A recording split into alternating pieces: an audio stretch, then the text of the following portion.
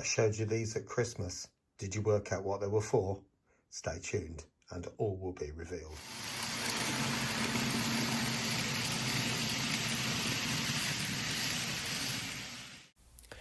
Well, good afternoon everyone and welcome back to Piccadilly Model Railways. Now you probably will have saw on the thumbnail, these wheels were for this trolley. Now, what have I done? I've done something I said I would never do. I'm going for another 3D printer, but this time resin. So you might be thinking, what's going on? Now, in front of you are my two Ender 3s, and I've just put these two cushions in front just to hide the mess underneath. Now, this is my version 2, and I've had this for a few years now, and I've heavily modified it from the way it came. So it's got direct drive now, so it comes around through here. It doesn't have a Bowden tube, which used to come around like that. And I've also fitted this nebula panel, which makes it wireless. And you can also, obviously, so I can send the files directly from the computer instead of using the USB stick, which you would put in the computer, transfer your file, put it in the machine. That's how I used to do it, but not anymore. Now, this, with all these modifications, I would say is nearly as good as this KE, the version 3 KE, which I've got here. Both Creality machines, but they have been absolutely fantastic. So the way I'm talking, it almost implies that I'm getting rid of these. Definitely not. And I think these have their place, and so does the resin. These are good for strength building. I couldn't have built Piccadilly Station on a resin printer. It would have just not worked, purely because of the size of the objects.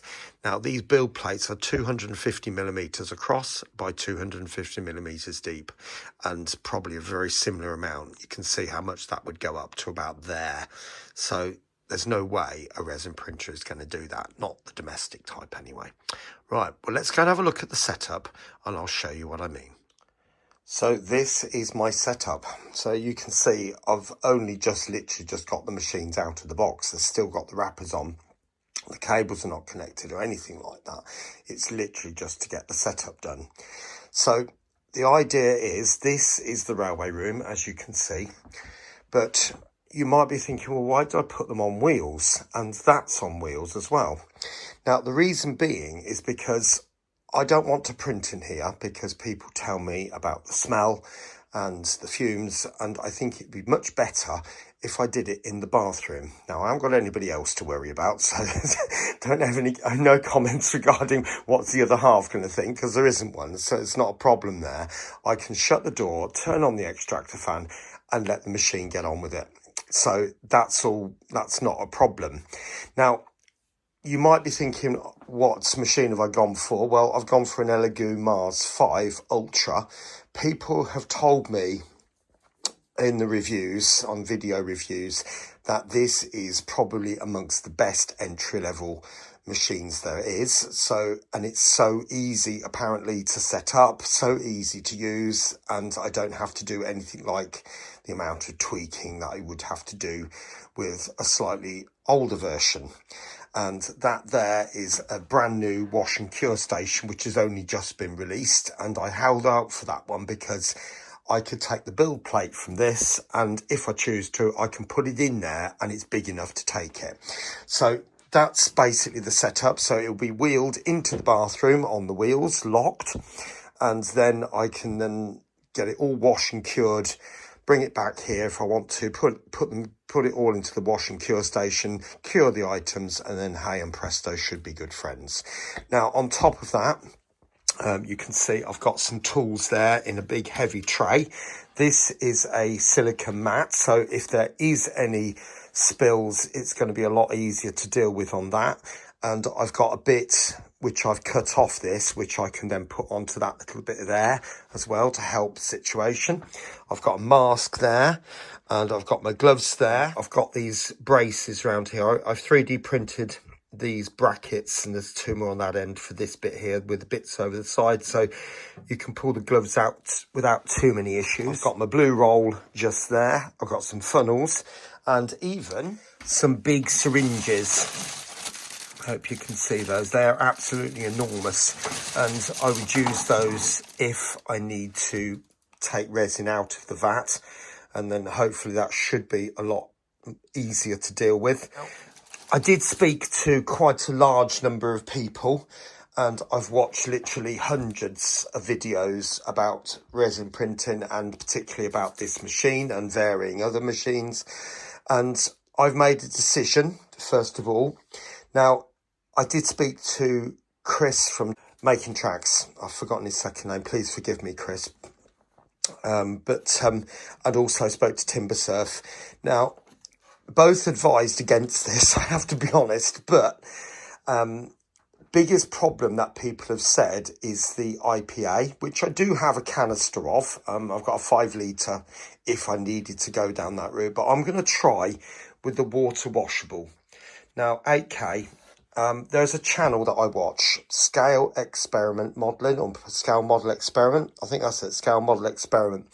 And he downloads and prints cars.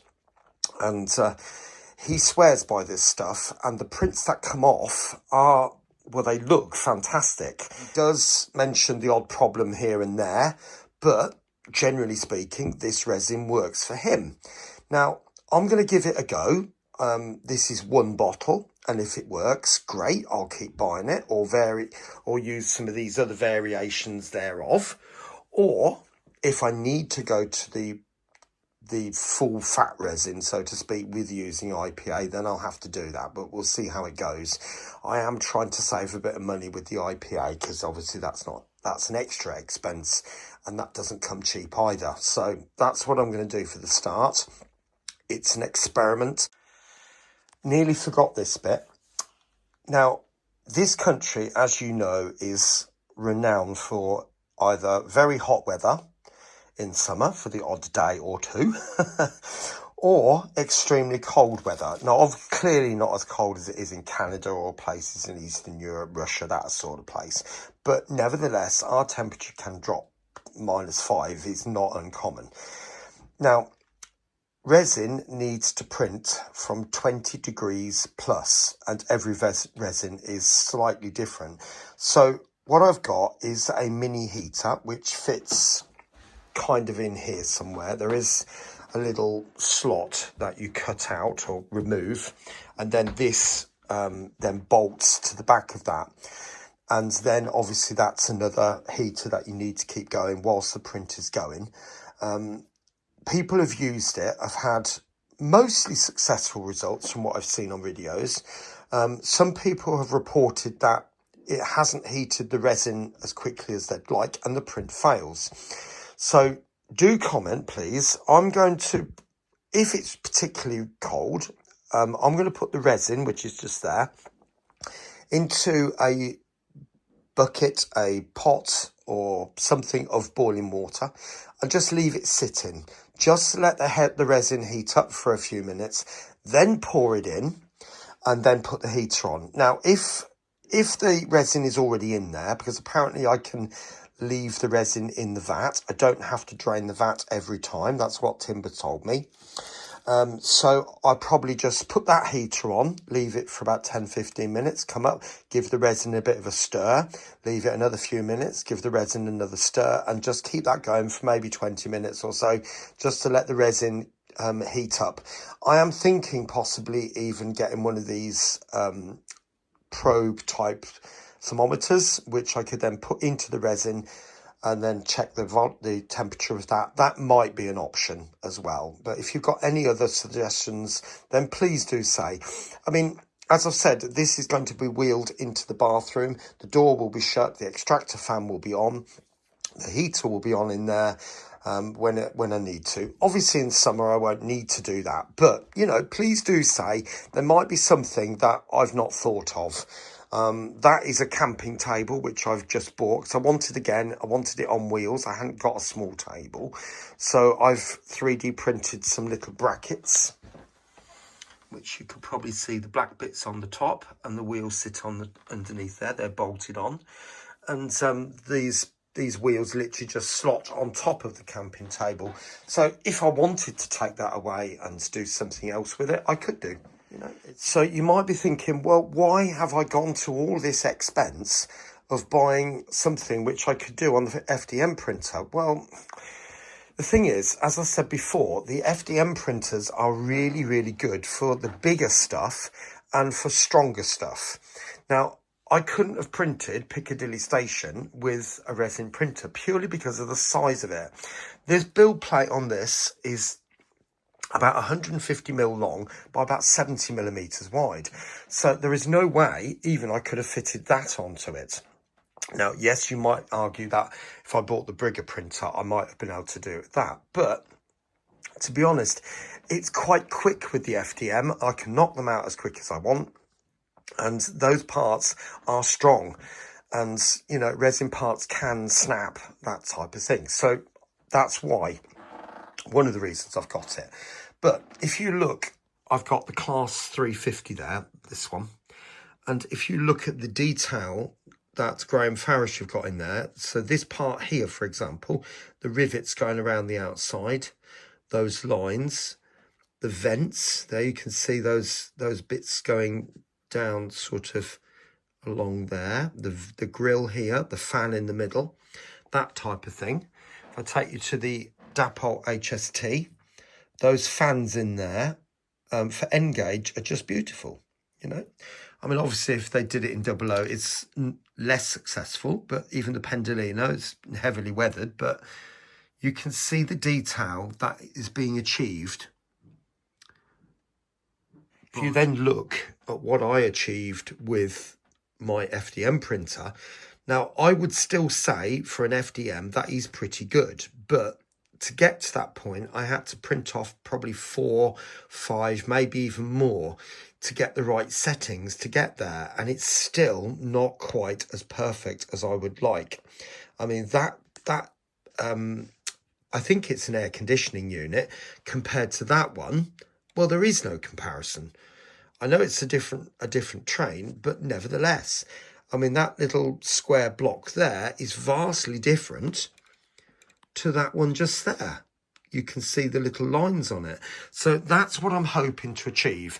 I mean, even the front cabs, I mean, on that, the 185, I mean, I'd say it's not bad by any means. I mean, it kind of looks like a 185, and that's what I was after. But I just want to go that little bit step further. And sometimes even printing little vehicles, you know, things like this. The detail you can get in here is vast superior.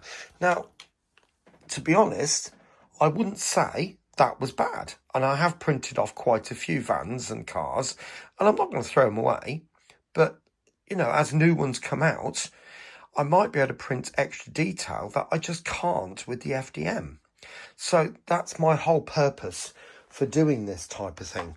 So I really just want to up the game a little bit and sort of improve on things, and then go back over what I've already done. And yes, I mean, the thing that's suffering here are the gantries. I mean, you can probably see there's a whole pile of them over there on top of that restaurant area.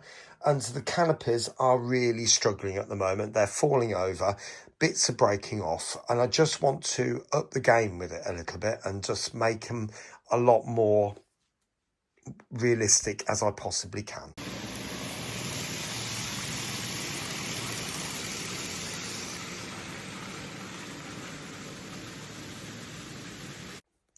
So this is going to be my experiment for this year. And, you know, if you're interested in doing a very similar journey, and I would suggest just talk to people, watch as many videos as you can. I mean, in the railway world, we've obviously got Timbersurf, who's probably one of the biggest names in 3D printing with resin. And then you've got Cheeky Tech, and you've got Chris from Making Tracks, and there are many, many others. There's both Chris's at Westhill Wagon Works, and loads and loads and loads of people just in the model railway world. But there are many channels on YouTube that are also incredibly helpful. The one person that I think of in England is Faux Hammer, and there are many, many others in the US as well who are absolutely brilliant at what they do. And if something goes wrong, there's bound to be a video out there somewhere which will help sort out the issues. Anyway, I'm going to leave my video here now, and I hope you enjoyed it. If you do want me to do a video and track my journey, please put it in the comments and we'll take it from there. All right, anyway, I'll see you soon here on Piccadilly Model Railways. Take care of yourself and I'll speak to you soon. Bye for now.